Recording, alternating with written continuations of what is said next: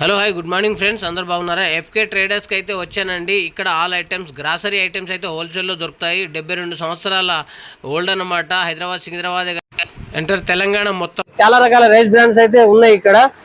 ఇంకోటి ఇక్కడ మనకు వచ్చేసి సాస్ కానీ పచ్చళ్ళు, ఇగో ఆయిల్ టిన్నులు, ఇవన్నీ చూస్తున్నారా? ఇవన్నీ చాలా రకాల ఐటమ్స్ అయితే ఉన్నాయి ఇక్కడ మనకు. ఇగో సాస్.